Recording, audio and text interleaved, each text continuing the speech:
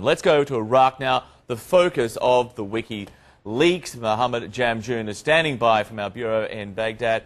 Mohammed, you have finally some reaction there, at least from one Iraqi lawmaker.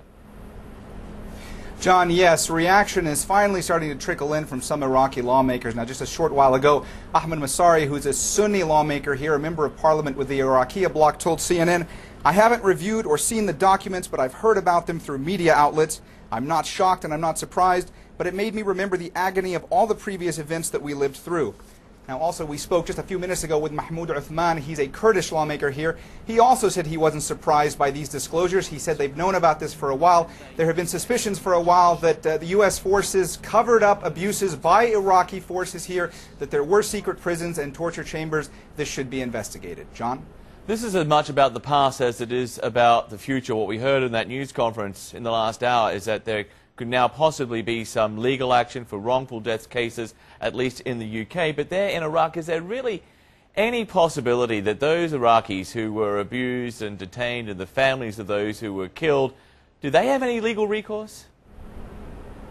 Well, John, the simple answer is no. Whenever we've spoken in the past to Iraqi citizens who have been involved in instances of where there are abuse allegations or torture allegations, or even just they were shot upon by forces, either Iraqi forces or U.S. forces, they have said to us that they have tried to initiate lawsuits, first with the U.S. government, but that always leads to dead ends. And that leads to a perpetual sense of frustration here among Iraqi civilians. They want their rights. They feel that they have been abused by all this warfare, that they are not secure.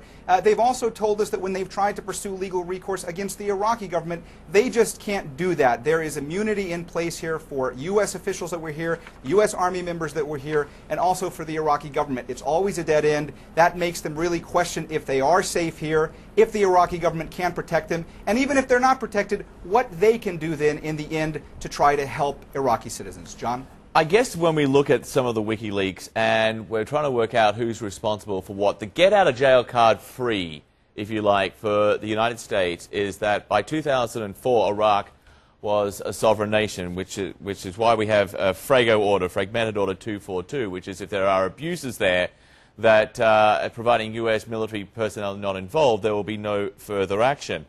It seems like a technicality. I'm wondering if, despite all that, do most Iraqis still hold the U.S. responsible anyway for what was going on between 2003 and 2009? Oh, absolutely, John. The Iraqis we speak with say that had the U.S. not entered this country, occupied this country, that they would have been better off. I mean, that's the predominant sense here still. And it lends credence to that because of the fact that the government that is now working with the U.S. and that the U.S. tried to set up, that they're no further along as far as trying to reform this country, as far as trying to put in an infrastructure, as far as trying to really build this new democracy. The Iraqis that we speak with here are very frustrated by the fact that now it's been 7 months since the elections happened.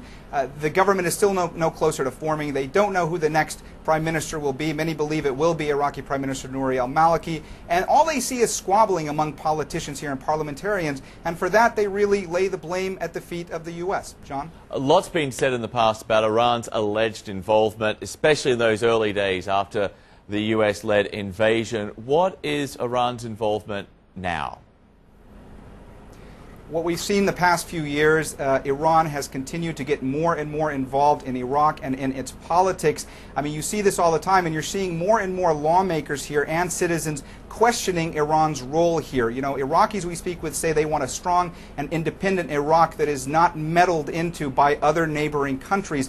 Now, just last week, we saw Iraqi Prime Minister Nouri al-Maliki visit Tehran. He was there because he was trying to shore up support among his backers. He has backers in Iran who are also supporting other Shiite politicians here in Iraq. But the Shiite coalition that Nouri al-Maliki is the leader of is Iranian-backed, has strong Iranian ties. Now, also in the past week, we've seen Ayad Allawi, the former prime minister here. He's the chief rival, the chief political opponent to Prime Minister Nouri al-Maliki. He's come out and very strongly condemned Iran. He said that Iran is trying to wreak havoc in the region, that they should stop meddling in Iraq. So what we're seeing now is a lot of tension about the role that Iran is playing here, and many Iraqis are frustrated by that, and they feel that Iran should stop meddling in these internal affairs.